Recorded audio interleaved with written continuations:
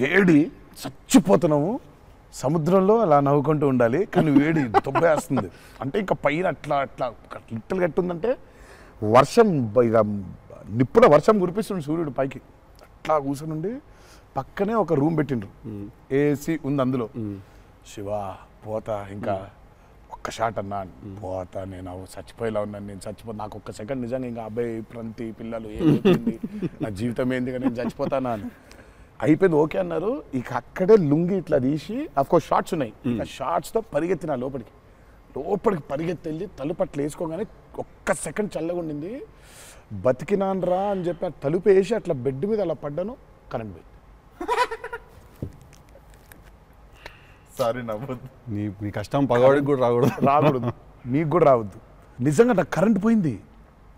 Current పోయి నేను ఇంకా ఫోను, అమ్మ కరెంట్ పోయింది, ఇంటి దగ్గర జనరేటర్ లేదా, దరిద్రం చూడు. కరెక్ట్గా ఆ రోజే నిన్న ఆడు జనరేటర్ పాడైపోయింది. ఇప్పుడు బయటికి వెళ్తే ఒక టార్చర్, లోపల ఉంటేమో అవన్ అయిపోయింది ఇది. ఇక ఇప్పుడు నేను లోపల, ఇప్పుడు బయట ఒక చికెన్ లాగా ఫ్రై అయిపోవాలా, తందూరు అవ్వాలా, లేకపోతే లోపల ఇడ్లీ లాగా స్టీమ్ అవ్వాలా. ఈ మీమాంసలో సౌత్ ఇండియన్ ఇంకా ఏంటో, ఇంకా ఇది ఇంకా అసలు నా వల్ల బనీని చింపేద్దాం అనుకున్నా, అసలు నాకేం అర్థం అవట్లేదు. ఎందుకు జరుగుతుంది ఇట్లా? ఎందుకు ఇలా జరుగుతుంది? అసలు నేనేం పాపం చేశాను? ఇలా జరుగుతుంటే ఒక అరగంట పోయింది, 40 నిమిషాలకి కరెంట్ వచ్చింది. 40 నిమిషాలకి కరెంట్ వచ్చింది, షాట్ రెడీ అన్నారు.